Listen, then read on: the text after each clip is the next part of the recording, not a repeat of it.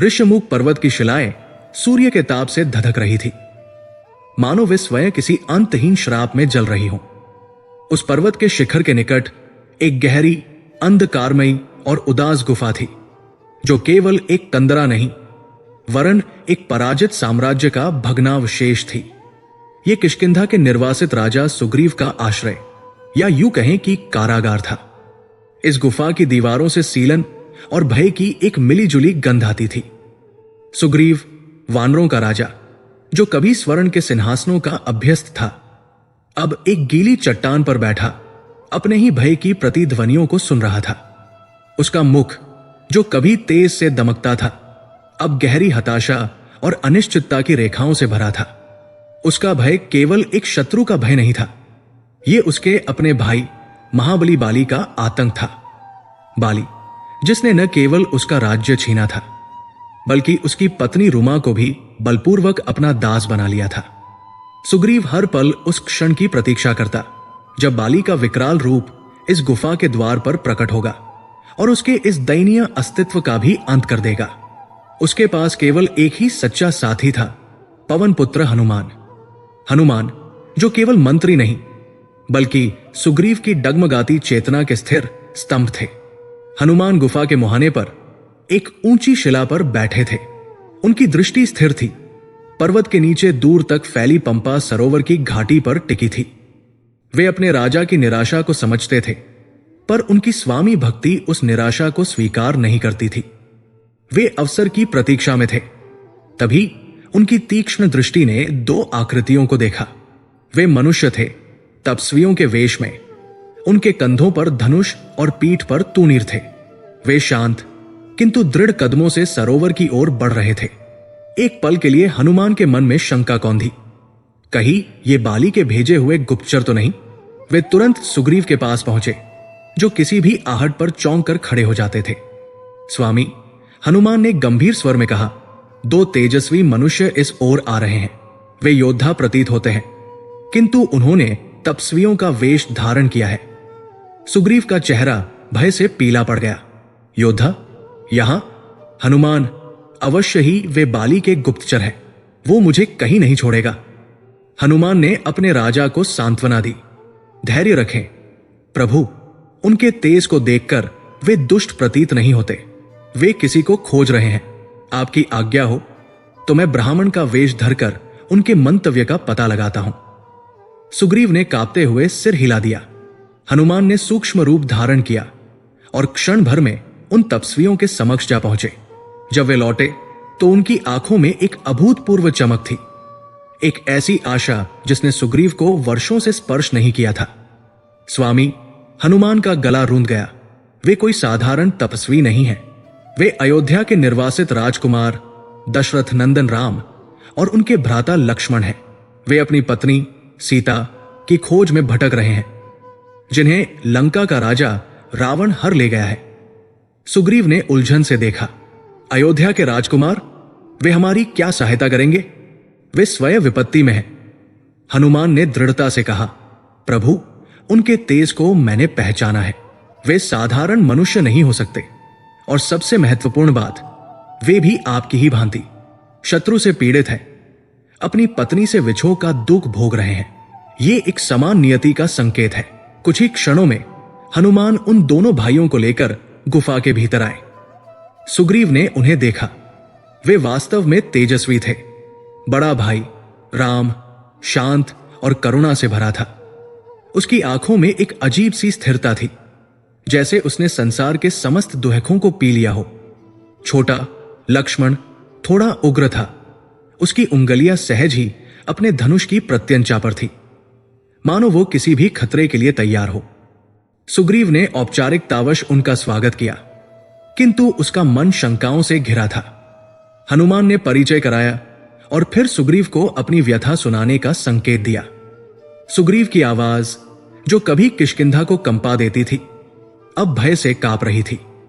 उसने सब कुछ बताया, कैसे बाली ने दुंदुभी नामक असुर से युद्ध किया, कैसे वो एक गुफा में गया और वापस नहीं लौटा, कैसे सुग्रीव ने गुफा को बंद कर दिया ये मानकर कि बाली मारा गया, और कैसे बाली ने लौटकर इसे एक षड्यंत्र समझा। उसने रुदन करते हुए बताया कि कैसे बाली ने उसे पराजित किया, उसकी पत्नी रुमा को छीन लिया और उसे इस पर्वत पर निर्वासित कर दिया, जहां मतंग ऋषि के श्राप के कारण बाली नहीं आ सकता था। हे राजकुमार, सुग्रीव ने अपने आंसू पोंछते हुए कहा, मैं तब से इसी अंधकार में जी रहा हूं। मृत्यु मेरे भाई के रूप में बाहर प्रतीक्षा कर रही है। श्री राम ने पूरी कथा धैर्यपूर्वक सुनी।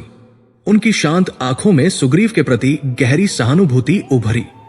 उन्होंने सुग्रीव के कंधे पर हाथ रखा। वो स्पर्श शीतल था, फिर भी उसमें एक दृढ़ता थी। राम ने कहा, मित्र सुग्रीव, आज से तुम्हारा दुख मेरा दुख है और तुम्हारी पत्नी का अपमान मेरा अपमान। मैं तुम्हें वचन देता हूं कि मैं बाली का वध करूंगा और तुम्हें तुम्हारा राज्य और सम्मान वापस दिलाऊंगा। लक्ष्मण ने भी हुकार भरी, मेरे भ्राता का वचन अटल है, वानरराज। ये सुनकर हनुमान की आंखों में आशा के आंसू छलक आए। सुग्रीव ने कृतज्ञता से हाथ जोड़े। हनुमान के निर्देश पर अग्नि प्रज्वलित की गई और राम और सुग्रीव ने अग्नि को साक्षी मानकर मित्रता की शपथ ली। एक निर्वासित राजा और एक निर्वासित राजकुमार, दोनों की व्यथा एक थी। सब कुछ वैसा ही हुआ जैसा हनुमान ने चाहा था। सुग्रीव को अब आश्वस्त हो जाना चाहिए था। उसे राम की आंखों में देखकर अपनी मुक्ति का मार्ग देखना चाहिए था। उसने सिर झुकाया, आदर प्रदर्शित किया। लेकिन जब उसकी दृष्टि राम की सौम्य छवि पर पड़ी तो उसके मन में कृतज्ञता के नीचे एक ठंडी मौन शंका ने जन्म लिया। ये राम, ये शांत राजकुमार, ये बाली को कैसे हराएगा? सुग्रीव ने बाली को देखा था। उसने उस अजय शक्ति को अपनी भुजाओं पर सहा था। बाली की एक हुकार से पर्वत कांप जाते थे। बाली, जिसने अपनी भुजाओं में रावण तक को 6 माह तक दबाए रखा था, उस बाली के सामने ये सौम्य, करुणा से भरा तपस्वी कहां ठहरेगा? सुग्रीव की अनुभवी आंखें, जो अनगिनत शक्तिशाली योद्धाओं और दानवों की शक्ति को तौल चुकी थी, वे राम की शांत मुद्रा में उस अजय विनाशकारी शक्ति को नहीं देख पा रही थी। राम का आश्वासन एक मधुर संगीत जैसा था, पर सुग्रीव के कानों में तो केवल बाली के युद्ध घोष का बहरा कर देने वाला शोर गूंज रहा था। उसने अपनी मित्रता स्वीकार की, किंतु उसके हृदय का एक कोना, जो भय से पत्थर हो चुका था, यह मानने को तैयार नहीं था कि यह सौम्य राजकुमार वास्तव में महाबली बाली को हरा सकता है। सुग्रीव ने अपनी शंका को कुशलता से छिपा लिया। वह मुस्कुराया, लेकिन उसकी आंखें अभी भी भयभीत थी। श्री राम, जो अंतर्यामी थे, अपने नए मित्र की ओर देखते रहे। उन्होंने सुग्रीव के माथे पर पड़े पसीने को देखा, उसकी जुड़ी हुई हथेलियों की सूक्ष्म कप्पी को महसूस किया। राम सब समझ रहे थे। यह केवल एक राजा का भय नहीं था, यह एक भक्त का अपनी श्रद्धा से पहला संघर्ष था। सुग्रीव का डर उसकी नवजात श्रद्धा पर भारी पड़ रहा था। राम जानते थे कि इस मित्रता की नींव रखने के लिए केवल वचन पर्याप्त नहीं होंगे। इस मौन संदेह को तोड़ना होगा, और इसे तोड़ने के लिए शब्द नहीं, शक्ति का प्रदर्शन आवश्यक होगा। अध्याय का अंत इसी मौन तनाव पर होता है। सुग्रीव अपनी आशा और अपने भय के बीच झूल रहा है, और राम अपने मित्र के मन में छिपे उस पहले संदेह को पहचानकर उसे दूर करने का संकल्प ले रहे हैं। गुफा के भीतर मित्रता की शपथ के लिए जलाई गई अग्नि अब मंद पड़ रही थी। उसकी लपटों से उठता धुआं चट्टानी छत से टकराकर एक धुंधला आवरण बना रहा था, जो सुग्रीव के मन में छाए संदेह से कम घना नहीं था। राम के वचन अभी भी हवा में गूंज रहे थे, तुम्हारा दुख मेरा दुख है। ये शब्द मरहम की तरह थे, फिर भी वे सुग्रीव के भय के उस गहरे घाव तक नहीं पहुंच पा रहे थे। श्री राम, जो मनुष्य के हृदय को उसकी धड़कन से अधिक स्पष्टता से पढ़ सकते थे, अपने नए मित्र की ओर मुड़े। सुग्रीव ने कृतज्ञता में सिर झुका रखा था, पर उसकी मुट्ठियां भींची हुई थी और उसकी श्वास में अभी भी एक उथलापन था। वो आश्वस्त नहीं था, वो अभी भी आतंकित था। राम की शांत स्थिर दृष्टि ने सुग्रीव को भेद लिया। मित्र, राम की आवाज शांत थी, फिर भी उसमें एक अधिकार था जिसने सुग्रीव को आंख उठाने पर विवश कर दिया। अग्नि ने हमारी मित्रता को पवित्र कर दिया है, किंतु मेरे शब्दों ने तुम्हारे भय को पवित्र नहीं किया। तुम्हारे नेत्रों में अभी भी वो आतंक है जो मेरे यहां आने से पहले था। तुमने मेरा वचन स्वीकार किया है, पर तुमने मेरी शक्ति को स्वीकार नहीं किया है। बोलो सुग्रीव, इस विश्वास और इस भय के बीच क्या खड़ा है? तुम्हारा ये डर केवल कायरता नहीं है, ये अनुभव पर आधारित है। मुझे वो कठोर सत्य बताओ। सुग्रीव कांप गया। ये राजकुमार केवल सौम्य नहीं था, वो पारदर्शी था। उसने लक्ष्मण की ओर देखा, जिनकी भ्रिकुटियां तन गई थी, मानो सुग्रीव का संदेह उनके भ्राता का अपमान हो। फिर उसने हनुमान की ओर देखा, जिनकी आंखों में एक ही भाव था, कह दो स्वामी, यही क्षण है। सुग्रीव ने एक गहरी सांस ली, जो एक सिसकी में बदल गई। प्रभु, उसकी आवाज में वर्षों का संचित भय घुल गया था। क्षमा करें, मेरा संदेह आपकी महानता पर नहीं, मेरी नियति की क्रूरता पर है। आप नहीं जानते, कोई नहीं जानता कि बाली वास्तव में क्या है। वो कुछ पल रुका, उन शब्दों को खोजने के लिए जो उस आतंक को बयां कर सके। मैं उसके आतंक का वर्णन नहीं करूंगा प्रभु, मैं उस शक्ति का वर्णन करूंगा जिसने उस आतंक को जन्म दिया है। मेरा भाई बाली केवल बलवान नहीं है। सुग्रीव की आंखें गुफा के अंधकार में किसी बीती स्मृति को घूर रही थी। वो अजय है, ये मेरा भ्रम नहीं है, ये एक वरदान है।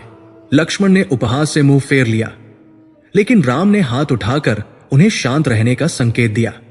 राम की दृष्टि सुग्रीव पर जमी रही, उसे बोलने के लिए प्रोत्साहित करती रही। वरदान?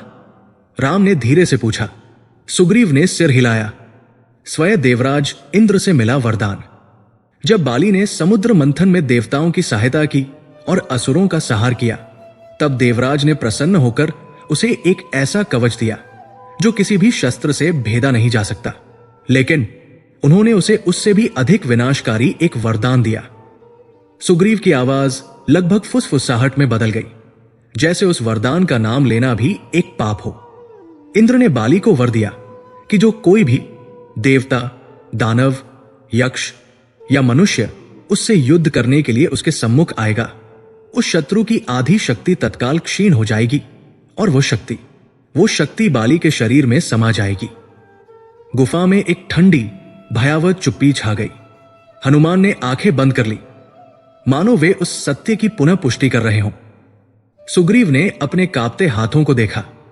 प्रभु, क्या आप इसका अर्थ समझ रहे हैं? बाली से जीतना असंभव है, ये एक दुष्चक्र है। यदि आप उससे कम बलवान हैं, तो वो आपको कुचल देगा। यदि आप उसके बराबर बलवान हैं, तो युद्ध के पहले ही क्षण में आपकी आधी शक्ति उसमें चली जाएगी और आप उससे आधे रह जाएंगे। और यदि, सुग्रीव ने राम की ओर देखा, यदि आप संसार के सबसे शक्तिशाली योद्धा हैं, यदि आप स्वयं महादेव से भी अधिक शक्तिशाली हैं, तो उस युद्ध के क्षण में आपकी आधी शक्ति बाली को मिल जाएगी और वो आपसे भी अधिक शक्तिशाली हो जाएगा। उससे लड़ना आत्महत्या है। आप उसे जितना हराने का प्रयास करेंगे, वो उतना ही अजेय होता जाएगा। ये सुनकर लक्ष्मण की भ्रिकुटियां क्रोध से तन गई। उनका हाथ उनके धनुष पर कस गया। ये असंभव है। वे लगभग चीख पड़े। ये कैसा वरदान है? ये तो छल है।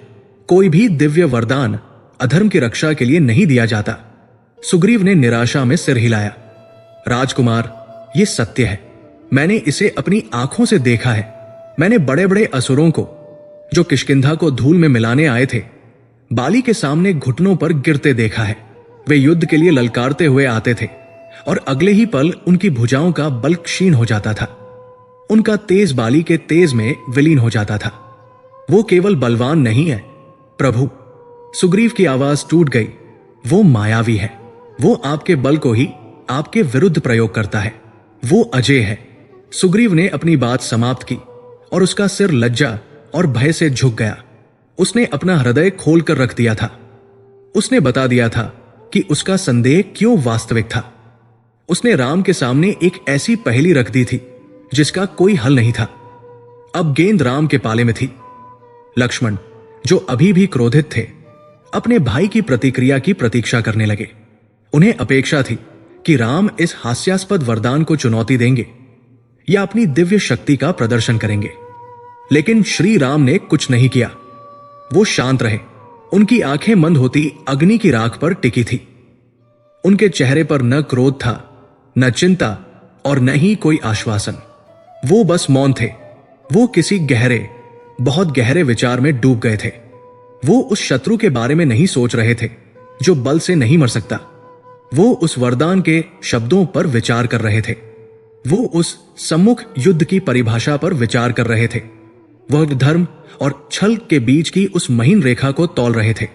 सुग्रीव ने राम के सामने एक ऐसा शत्रु खड़ा कर दिया था जिससे लड़ा ही नहीं जा सकता था। अब प्रश्न यह नहीं था कि राम कितने शक्तिशाली है। प्रश्न यह था कि क्या राम के पास इस दिव्य अमोघ वरदान का कोई तोड़ है। गुफा का सन्नाटा राम के मौन से और भी गहरा हो गया और उस मौन में ही इस युद्ध का भविष्य छिपा था। बाली के अजेय वरदान का रहस्योद्घाटन गुफा के भीतर एक भारी, लगभग असहनीय मौन छोड़ गया था। लक्ष्मण का क्रोध और सुग्रीव का भय उस बंद स्थान में एक दूसरे से टकरा रहे थे और इन दोनों के केंद्र में श्री राम की अविचल शांति थी। उनका मौन सुग्रीव के लिए किसी उत्तर से अधिक भयावह था। सुग्रीव, जो वर्षों से केवल आतंक की भाषा समझता आया था, राम की इस शांति को उनकी योजना नहीं बल्कि उनकी सीमा समझ रहा था। उसके व्याकुल मन ने यह निष्कर्ष निकाल लिया था कि यह सौम्य राजकुमार जो छल से लड़ने की सोच रहा है, शायद बाली की वास्तविक दानवी शारीरिक शक्ति का अनुमान नहीं लगा पाया है। वरदान एक बात थी, उस वरदान को धारण करने वाला शरीर दूसरी बात थी। सुग्रीव को लगा कि यदि राम ने बाली का वास्तविक बल अपनी आंखों से नहीं देखा तो वे उस युद्ध में जाने से पहले ही पराजित हो जाएंगे। वो और प्रतीक्षा नहीं कर सका। उस भयभीत राजा के लिए विश्वास केवल शब्दों से नहीं, प्रमाण से जन्म लेता है। प्रभु, सुग्रीव ने अंततः उस चुप्पी को तोड़ा। उसकी आवाज में एक नई, लगभग हताश दृढ़ता थी। बात केवल उस वरदान की नहीं है, एक सत्य और है जिसे देखे बिना आप मेरे भाई की शक्ति का अनुमान नहीं लगा सकते। कृपया मेरे साथ चलें। राम ने अपनी गहरी विचार तंद्रा से आंखें खोली और सुग्रीव की ओर देखा। उन्होंने सुग्रीव की आंखों में संदेह नहीं बल्कि एक अंतिम कांपती हुई आशा देखी। वह एक ऐसा व्यक्ति था जो डूबने से पहले तिनके को भी परख लेना चाहता था। राम बिना एक शब्द कहे उठ खड़े हुए। लक्ष्मण भी अपने भाई के मौन का अनुसरण करते हुए उठे। हनुमान ने मार्ग दिखाया और वे चारों उस अंधकार में गुफा से निकलकर ऋषमुख पर्वत के एक खुले, धूप से भरे पठार पर आ गए। बाहर की खुली हवा में भी तनाव कम नहीं हुआ। सुग्रीव उन्हें एक विशेष दिशा में ले जा रहा था, उस स्थान की ओर जहां मतंग ऋषि का आश्रम था, वो सीमा जहां बाली का श्राप उसे आने से रोकता था। वे चलते रहे जब तक कि सुग्रीव एक विशाल, शुष्क और भयावह दृश्य के सामने रुक नहीं गया। वहां धूल और चट्टानों के बीच हड्डियों का एक विशाल ढेर पड़ा था। यह किसी एक प्राणी का कंकाल था, लेकिन उसका आकार इतना अकल्पनीय था कि वह किसी दैत्य की हड्डियों का पहाड़ प्रतीत होता था। उसकी खोपड़ी एक छोटी गुफा जितनी बड़ी थी और उसकी पसली की हड्डियां मुड़े हुए वृक्षों के तनों जैसी दिखती थी। ये सुग्रीव ने उस कंकाल की ओर इशारा करते हुए कहा, दुंदुभी नामक असुर का कंकाल है। वो सहस्र हाथियों का बल रखता था और अपने बल के मद में चूर होकर उसने समुद्र और हिमालय को युद्ध के लिए ललकारा था। अंत में वो किष्किंधा आया और उसने बाली को चुनौती दी। सुग्रीव ने एक क्षण रुककर उस दृश्य की भयानकता को राम और लक्ष्मण पर अंकित हो जाने दिया। बाली ने उसे एक खिलौने की तरह मसल दिया और उसके वध के पश्चात उसने दुंदुभी के इस पर्वताकार शरीर को उठाया और यहां फेंक दिया। सुग्रीव ने उस स्थान की ओर इशारा किया जहां वे खड़े थे। यह कंकाल उड़ता हुआ मतंग ऋषि के आश्रम में गिरा और इसके रक्त की बूंदों ने आश्रम को अपवित्र कर दिया। तभी ऋषि ने बाली को श्राप दिया कि यदि वह इस पर्वत की सीमाओं में घुसा तो उसका मस्तक फट जाएगा। इसी श्राप के कारण मैं आज तक जीवित हूं। लक्ष्मण ने उस विशाल कंकाल को देखा और फिर राम की ओर। वे समझ गए थे कि सुग्रीव क्या सिद्ध करने का प्रयास कर रहा है। यह बाली की पाश्विक कच्ची शक्ति का प्रदर्शन था, लेकिन सुग्रीव अभी रुका नहीं था। यह तो केवल भूमिका थी, असली परीक्षा अभी शेष थी। वो राम और लक्ष्मण को उस कंकाल से थोड़ा आगे ले गया जहां भूमि अधिक समतल और हरी भरी थी। वहां एक असंभव, लगभग दिव्य सटीकता के साथ 7 विशालकाय साल के वृक्ष एक सीधी पंक्ति में खड़े थे। वे साधारण वृक्ष नहीं थे, वे प्रकृति के स्तंभ थे। उनके तने इतने चौड़े थे कि 3 व्यक्ति मिलकर भी उन्हें घेर नहीं सकते थे और उनकी ऊंचाई आकाश को छूती हुई प्रतीत होती थी। उनकी जड़ें इतनी गहरी धंसी हुई थी कि वे पाताल लोक तक जाती हुई जान पड़ती थी। वे 7 भाइयों की तरह अजेय और अविभाज्य लग रहे थे। सुग्रीव उन वृक्षों के सामने जाकर खड़ा हो गया। उसकी आंखें उन वृक्षों की ऊंचाई नाप रही थी और उसका गला भय से सूख गया था। प्रभु, उसने राम की ओर मुड़कर कहा। उसकी आवाज में एक अजीब सा कंपन था।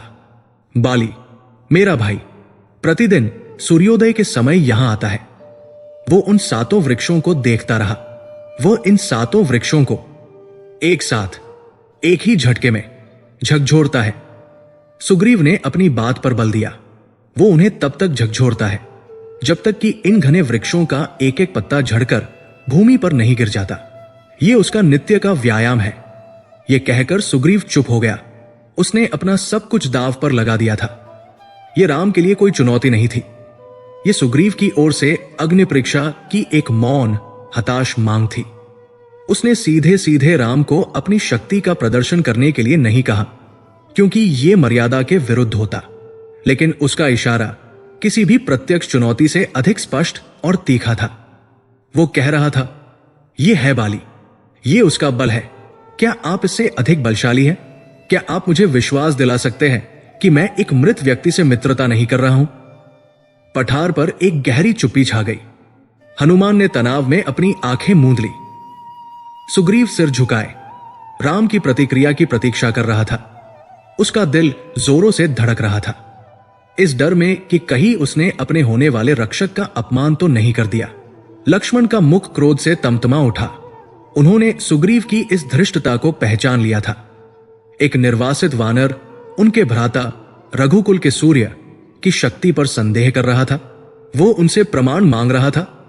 लक्ष्मण का हाथ सहज ही उनके धनुष की प्रत्यंचा पर चला गया। वे सुग्रीव को इस अपमान के लिए धिक्कारने ही वाले थे, लेकिन इससे पहले कि लक्ष्मण एक शब्द भी बोल पाते, श्री राम ने अपना हाथ उठाकर उन्हें रोक दिया। राम की आंखों में क्रोध नहीं था। उनमें सुग्रीव के लिए अपमान नहीं, बल्कि गहरी करुणा थी। वे समझ गए थे कि ये एक राजा का अहंकार नहीं, बल्कि एक टूटे हुए भयभीत मित्र की अंतिम पुकार थी। राम जानते थे कि विश्वास की नींव रखने के लिए कभी कभी शब्दों से अधिक प्रमाण की आवश्यकता होती है। उन्होंने सुग्रीव की ओर नहीं देखा। उन्होंने लक्ष्मण के क्रोध की ओर ध्यान नहीं दिया। उनकी शांत स्थिर दृष्टि बस उन 7 विशाल अजेय साल के वृक्षों पर टिक गई। अध्याय का अंत इसी तनावपूर्ण क्षण पर होता है। सुग्रीव का मौन प्रश्न हवा में लटक रहा है। क्या राम इस परीक्षा को स्वीकार करेंगे या इसे अपनी मर्यादा और सम्मान का उल्लंघन समझेंगे? पठार पर खड़ी उस चुप्पी को केवल लक्ष्मण की उग्र होती श्वास ही तोड़ रही थी। सुग्रीव की मौन परीक्षा उन 7 अभेद्य वृक्षों के रूप में एक घोर अपमान बनकर हवा में तैर रही थी। लक्ष्मण का क्षत्रिय रक्त खौल रहा था। उनके भ्राता, उनके आराध्य, जो स्वयं अयोध्या के सूर्य थे, उनसे एक भयभीत वानर प्रमाण मांग रहा था। उनका हाथ अपने धनुष पर इतना कस गया था कि उनकी उंगलियां श्वेत पड़ गई। वे एक शब्द कहने ही वाले थे, एक ऐसा शब्द जो सुग्रीव के इस संदेह को भस्म कर देता। किंतु तभी श्री राम ने अपना बाया हाथ उठाया। केवल एक शांत सौम्य इशारा और लक्ष्मण का सारा क्रोध वही जम गया। राम ने उनकी ओर देखा भी नहीं। उनकी दृष्टि अभी भी सुग्रीव पर थी। सुग्रीव जो लज्जा और भय के मिले जुले भाव से सिर झुकाए, किसी भी क्षण अपने इस दुस्साहस के लिए दंडित होने की प्रतीक्षा कर रहा था। श्री राम ने सुग्रीव की आंखों में गहराई से झांका। वहां उन्हें धृष्टता नहीं दिखी, उन्हें अहंकार नहीं दिखा। उन्हें केवल एक चीज दिखी, आतंक। शुद्ध जड़ीभूत कर देने वाला आतंक, जो इतने वर्षों से उस वानर राजा के हृदय में घर कर गया था कि अब उसे विश्वास और धोखे में कोई अंतर नहीं दिखता था। राम समझ गए, वे समझ गए कि यह डरा हुआ मित्र जो अपनी पत्नी और राज्य खो चुका है, वो आश्वासन नहीं चाहता। वो केवल यह जानना चाहता है कि उसका नया मित्र उसके शत्रु से अधिक शक्तिशाली है या नहीं। भयभीत व्यक्ति को विश्वास दिलाने के लिए तर्क नहीं, प्रमाण की आवश्यकता होती है। और यह समझकर राम के सौम्य मुख पर क्रोध के स्थान पर एक हल्की करुण मुस्कान तैर गई। वो मुस्कान एक राजा की नहीं, एक योगी की थी, जो जानता था कि इस संदेह का निवारण करना भी मित्रता के धर्म का ही एक अंग है। राम एक शब्द नहीं बोले। उन्होंने बस अपने कंधे से अपना दिव्य धनुष कोदंड उतारा। यह कोई अलंकृत राजसी धनुष नहीं था, यह सादगी और शक्ति का प्रतीक था। इसकी लकड़ी में एक अज्ञात श्याम तेज व्याप्त था। सुग्रीव, जो स्वयं एक महान योद्धा था, धनुषों को पहचानता था। उसने उस धनुष को देखते ही जाना कि यह कोई साधारण शस्त्र नहीं है। राम ने धनुष के एक सिरे को पृथ्वी पर टिकाया। फिर जैसे कोई बालक किसी पुष्प की पंखुड़ी को सहजता से झुकाता है, वैसे ही उन्होंने उस विशाल कठोर धनुष को झुका दिया। सुग्रीव की आंखें फटी रह गई। उस धनुष को झुकाने में राम के चेहरे पर लेशमात्र भी तनाव नहीं आया। उनकी भुजाओं की एक भी मांसपेशी नहीं तनी। यह बल का प्रदर्शन था ही नहीं, यह बल का सहज प्रवाह था। राम ने अपने दूसरे हाथ से प्रत्यंचा के सिरे को पकड़ा और उसे खींचकर धनुष के दूसरे सिरे पर चढ़ाने लगे। जिस क्षण उस दिव्य प्रत्यंचा ने धनुष की लकड़ी को स्पर्श किया और अपने स्थान पर बैठी, राम ने उसकी दृढ़ता को परखने के लिए उसे केवल अपनी एक उंगली से खींचा और छोड़ दिया। बस इतना ही। अगले ही पल एक टंकार नहीं हुई, वो एक प्रलय का नाद था। वो ध्वनि एक साधारण बाण की गूंज नहीं थी, वो ब्रह्मांड के जंग का विस्फोट था, जो ऋष्यमुख पर्वत के कणकण से टकरा गया। ऐसा लगा मानो आकाश स्वयं फट पड़ा हो। एक अदृश्य प्रचंड शक्ति की लहर उस धनुष से निकली और चारों दिशाओं में फैल गई। धरती कांप उठी। ऋष्यमुख पर्वत, जो सदियों से अविचल खड़ा था, अपनी नींव तक हिल गया। बड़ी बड़ी चट्टानें अपने स्थान से खिसक कर घाटियों में लुढ़कने लगी। सुग्रीव और हनुमान, जो उस ध्वनि के स्रोत के सबसे निकट थे, एक अकथनीय पीड़ा से चीख पड़े। वो ध्वनि उनके कानों के पर्दों को फाड़ नहीं रही थी, वो उनकी चेतना पर प्रहार कर रही थी। उन्होंने विवश होकर अपने दोनों हाथों से अपने कान कसकर बंद कर लिए। फिर भी वो ब्रह्मांडीय नाद उनके अस्थिपंजर को भेदता हुआ उनके भीतर गूंजता रहा। वे अपने घुटनों पर गिर पड़े। पर्वत के नीचे पंपा सरोवर का शांत जल ऐसे उबलने लगा जैसे उसके नीचे सहस्रों ज्वालामुखियां फट पड़ी हों। दूर किष्किंधा की गुफाओं में सो रहे वानर, भालू और सिंह भय के मारे चीत्कार करते हुए बाहर भागे। उन्हें लगा कि महाबली बाली ने ही क्रोध में पर्वत पर प्रहार कर दिया है। आकाश में पक्षियों के झुंड दिशाहीन होकर टकराने लगे और वे 7 विशाल साल के वृक्ष, सुग्रीव की परीक्षा के वे 7 प्रतीक, उन पर किसी बाण ने प्रहार नहीं किया था। वे केवल उस ध्वनि के आघात से, उस प्रचंड कंपन से ऐसे कांपे कि उनका एक एक पत्ता हरा हो या पीला झरकर भूमि पर आ गिरा। एक क्षण में वे 7 वृक्ष पर्णहीन होकर फूंट की भांति खड़े रह गए और फिर उतनी ही तीव्रता से सब शांत हो गया। एक बाहरी कर देने वाली चुप्पी छा गई। सुग्रीव ने धीरे धीरे अपने कांपते हुए हाथ कानों से हटाए। उसके कानों में अभी भी वो टंकार नहीं, बल्कि एक गहरा शून्य गूंज रहा था। उसने अपनी धुंधलाती दृष्टि उठाई और राम को देखा। वे वैसे ही शांत खड़े थे। उनके मुख पर वही सौम्य मुस्कान थी। धनुष उनके हाथ में ऐसे स्थिर था मानो कुछ हुआ ही न हो। सुग्रीव ने अपने सामने उन 7 कंकाल जैसे खड़े वृक्षों को देखा। उसने कांपती हुई धरती को देखा। उसने भय से रोते हुए भागते पशुओं को देखा। और तब उसका संदेह टूटा। नहीं, टूटा नहीं, वो रूपांतरित हो गया। उसका पहला संदेह था, क्या यह सौम्य राजकुमार बाली को हरा सकता है? वो संदेह तो उस ध्वनि मात्र से भस्म हो गया था। अब एक नया, उससे भी गहरा संदेह, या यूं कहें कि भय, उसके मन में जन्मा था। यदि केवल प्रत्यंचा की आवाज इतनी प्रलयंकारी थी, इतनी विनाशकारी थी, तो उस धनुष से निकला बाण कैसा होगा? सुग्रीव कांप उठा। क्या उसने इन तपस्वियों को समझने में कोई बहुत बड़ी भूल कर दी थी? क्या उसने एक शक्तिशाली मित्र की खोज में स्वयं साक्षात मृत्यु को निमंत्रण दे दिया था? वो बहरी कर देने वाली चुप्पी जो धनुष की टंकार के बाद छाई थी, अब सुग्रीव के नए संदेह से और भी भारी हो गई थी। वो अपने घुटनों पर था, कांपता हुआ उन 7 पर्णहीन ठूंठ हो चुके वृक्षों को घूर रहा था। उसकी परीक्षा जो उसने बाली के बल को मापने के लिए रची थी, वो तो केवल ध्वनि मात्र से पूरी हो गई थी। बाली वृक्षों को झकझोर कर उनके पत्ते गिराता था। राम की प्रत्यंचा के नाद ने उन्हें कंकाल बना दिया था। सुग्रीव ने सोचा कि यह हो गया, प्रमाण मिल गया। वो उस राजकुमार के चरणों में गिरने ही वाला था, जिसने उसे उसकी मूर्खता के लिए दंडित करने के स्थान पर अपनी शक्ति की एक झलक दिखाई थी। उसने अपना कांपता हुआ हाथ जोड़ा और कुछ कहने के लिए मुंह खोला, प्रभु। लेकिन श्री राम ने उसे बोलने नहीं दिया। उनकी सौम्य मुस्कान अभी भी वही थी, किंतु उनकी आंखें अब उन वृक्षों पर नहीं, बल्कि सुग्रीव के भीतर छिपे अंतिम भय पर टिकी थी। राम जानते थे कि सुग्रीव ने बाली की शक्ति को केवल पत्तों को गिराते हुए नहीं, बल्कि दुंदुभी जैसे असुरों को मसलते हुए भी देखा था। उसने उस अजेय वरदान के बारे में बताया था। सुग्रीव का डर पत्तों के गिरने से नहीं, मृत्यु के आलिंगन से था। उसे केवल कंपन नहीं, भेदन की शक्ति देखनी थी। वो शक्ति जो बाली के अभेद्य शरीर को चीर सके। राम का कार्य अभी पूरा नहीं हुआ था। यह शक्ति का प्रदर्शन नहीं था, यह संदेह का अंतिम निवारण था। बिना एक शब्द कहे राम ने अपने कंधे के पीछे हाथ किया और अपने तरकश को छुआ। यह एक सहज क्रिया थी, लेकिन इसे देखकर सुग्रीव की धड़कन रुक गई। वो अभी रुके नहीं है। राम ने तरकश से एक बाण निकाला, पर यह बाण नहीं था।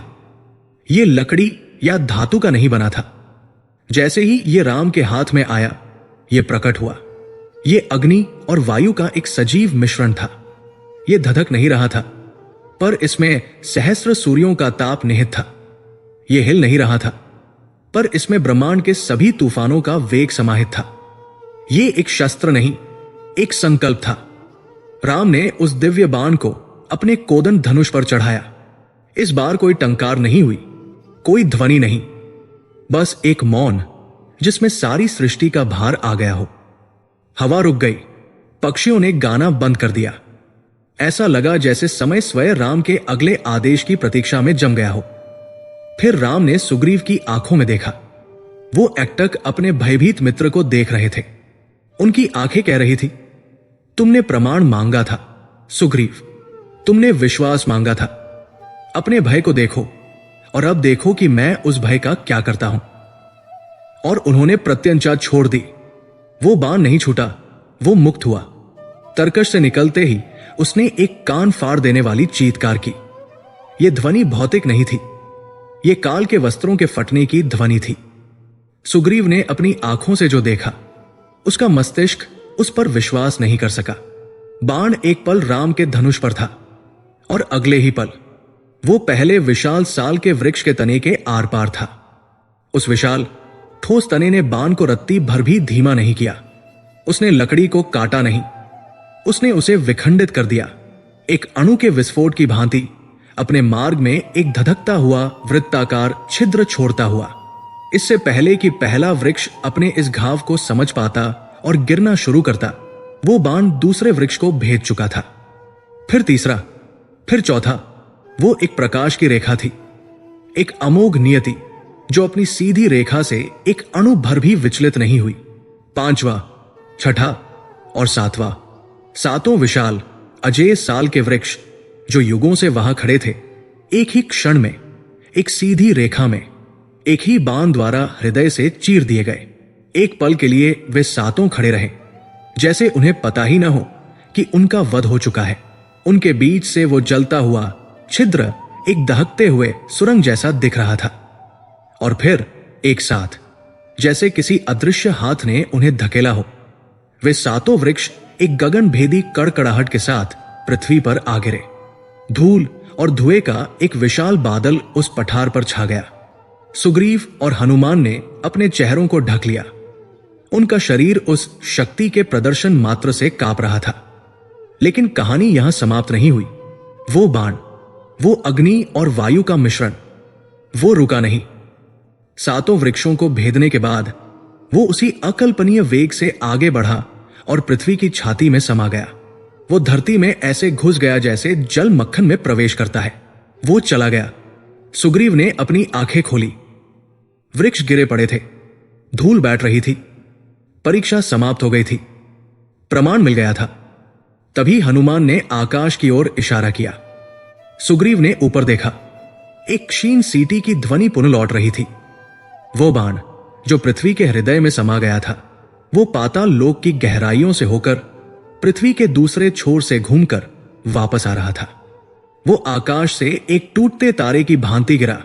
उसका तेज उतना ही प्रखर था, उसका वेग उतना ही अचूक था। वो सीधे श्री राम की ओर आया, जिन्होंने अपना धनुष अभी भी अपने हाथ में थाम रखा था। एक पल के लिए सुग्रीव को लगा कि वो बाण राम पर ही प्रहार कर देगा, लेकिन वो बाण धीमा हुआ और एक पक्षी की भांति जो अपने घोंसले में लौटता है, वो चुपचाप वापस श्री राम के तरकश में आकर बैठ गया, मानो वो कभी चला ही नहीं था। सब शांत हो गया। सुग्रीव ने गिरे हुए वृक्षों को देखा। उसने उस तरकश को देखा जहां वह प्रलयंकारी बाण अब शांति से विश्राम कर रहा था। बाण ने वृक्षों को चीर दिया। यह अद्भुत था। यह बाली भी शायद कर लेता, लेकिन बाण वापस तरकश में कैसे आया? यह कौन सी दिव्य माया थी? सुग्रीव कांपते हुए अपने पैरों पर खड़ा हुआ।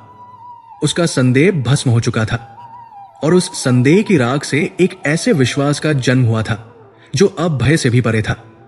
वो समझ गया था कि उसके सामने अयोध्या का राजकुमार नहीं, बल्कि स्वयं नारायण खड़े थे। धूल का वो विशाल गुबार जो उन 7 दैत्याकार वृक्षों के पतन से उठा था, अभी छंटा भी नहीं था। उस पठार पर मृत्यु जैसी शांति छाई हुई थी, जिसे केवल दूर भागते पशुओं की क्षीण होती चीत्कारों और हवा की सरसराहट ही भंग कर रही थी।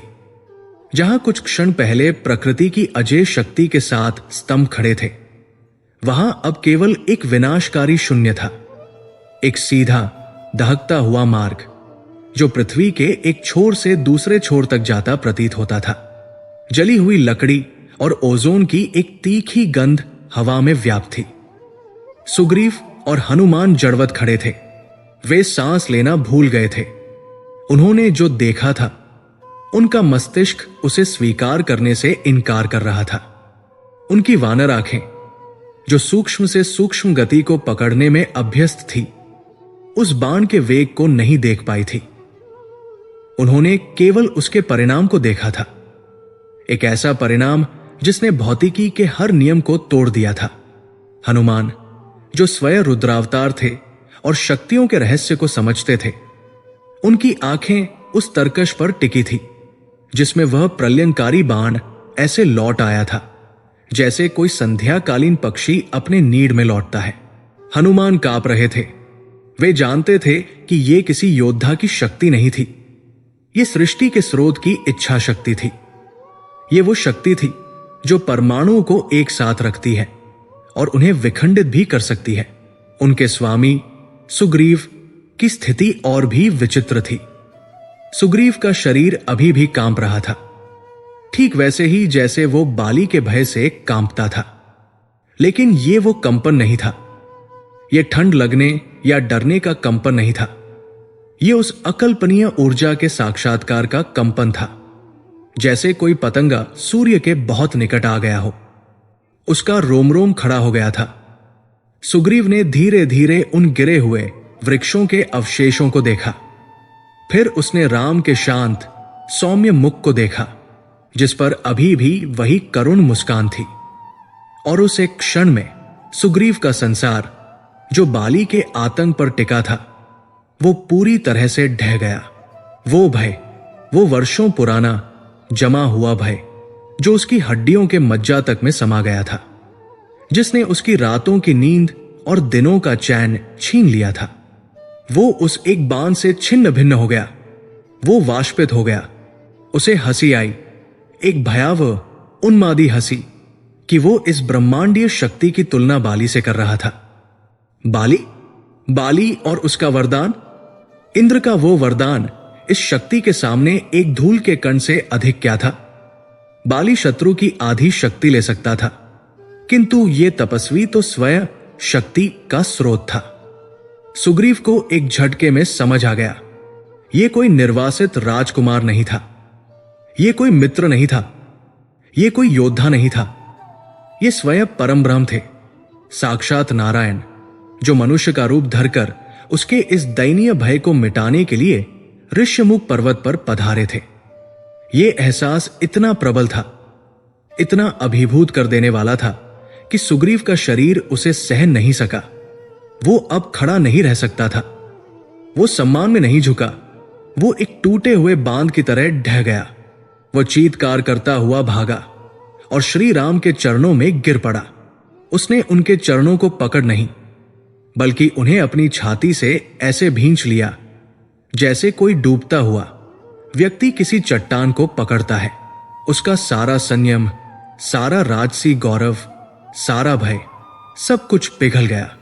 उसकी आंखों से आंसुओं की धारा बह निकली, लेकिन ये आंसू अब संदेह, भय या पीड़ा के नहीं थे।